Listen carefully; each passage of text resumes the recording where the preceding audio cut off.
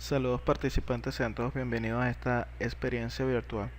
En esta primera semana haremos una introducción al estudio de la lengua y trataremos de recuperar la información relativa a la morfología, entendida como el estudio de la estructura de las palabras. Comencemos. Si en todos los lugares del mundo se hablara la misma lengua, nos evitaríamos muchas complicaciones a la hora de comunicarnos con personas de otros países y hasta tendríamos menos asignaturas en la escuela. Pero la capacidad intelectual del ser humano y las variaciones de cada cultura han hecho que exista en el mundo una gran variedad de lenguas. Nuestro idioma, el español, lo hablan millones de personas en el planeta, desde España hasta la mayoría de los países de Latinoamérica, y aunque el idioma es el mismo, cada lugar le da unas variaciones y unas peculiaridades distintas que hacen que a través del habla podamos diferenciar a un argentino de un mexicano o a un andaluz de un gallego. También hablan español algunas comunidades de Guinea Ecuatorial, en el Sahara Occidental y en Filipinas que fueron colonias españolas. La diversidad de lengua no necesita ser demostrada, es una realidad evidente que se puede dar hasta dentro de una misma nación. Es importante en este tema que reconozcamos la incidencia de los factores sociales en el hecho lingüístico, así como también que la diversidad social de los individuos se manifiesta en el uso de la lengua.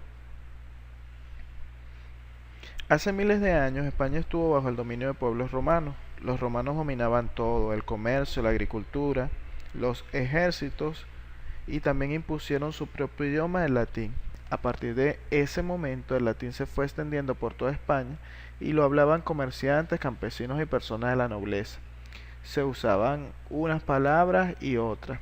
Después cada una de las zonas de España por donde se extendió el latín fue adoptando la lengua a su forma de vida y las costumbres, hasta dar lugar a un pequeño idioma propio de la zona que son los dialectos. El idioma español fue llevado al Nuevo Mundo por los conquistadores españoles en el siglo XV. Hasta entonces los habitantes de América hablaban su propia lengua indígena, pero los españoles hicieron lo que los romanos a su vez habían hecho con ellos en su país: conquistar no solo los territorios y las riquezas del nuevo continente, sino también a su gente, su cultura y su lengua propia. Aun así, el español de Latinoamérica cuenta con un gran número de palabras de la lengua indígena. La razón es que los conquistadores encontraron allí una serie de productos y de nuevas cosas para las que ellos no tenían nombre. Palabras como chocolate, la patata, el aguacate, el tomate y el chicle son propias del vocablo indígena e incorporados al español. La morfología es la ciencia que se ocupa de la estructura y de las clases de los morfemas. Así pues, hablamos de dos partes en el ámbito de estudio de la morfología: la léxica y la flexiva. La morfología léxica se ocupa de la formación de las palabras y la morfología flexiva se ocupa de las variaciones gramaticales de la palabra.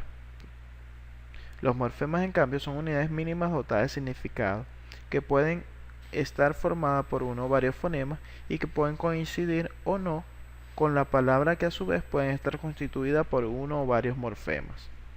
En pantalla vemos un recuadro donde se nos presentan algunas palabras con sus morfemas y sus fonemas. Ya luego de haber visto qué son los morfemas, veremos ahora su clasificación.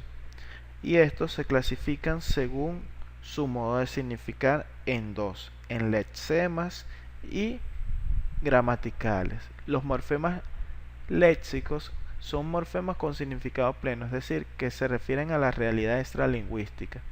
En ellos se encuentra el significado central, que es común a todas las palabras de la misma familia léxica, y lo encontramos necesariamente en los sustantivos, adjetivos y verbos.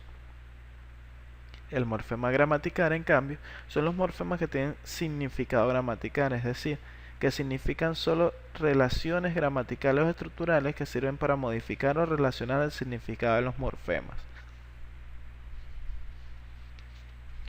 Estos morfemas gramaticales los hay de dos tipos: los libres y los trabados. Los libres son los que forman palabras por sí solos, y los trabados son los que van unidos a otro morfema con los que forman palabras. De estos, de los trabados, hay dos, que son los flexivos o los derivativos o afijos. Los flexivos son los que indican género, número en los sustantivos, adjetivos, determinativos, algunos pronombres y tiempo, el modo, aspecto y número y personas en los verbos. Estos nos permiten la clasificación de las palabras en categorías variables, es decir, nominales, verbales e invariables. Los morfemas derivativos, en cambio, son los que se añaden al lexema para formar derivados. Estos morfemas constituyen un procedimiento muy efectivo de formación de palabras. Según su posición dentro de la palabra, distinguiremos que hay dos: los prefijos y los sufijos. Los prefijos son los que se sitúan antes del lexema.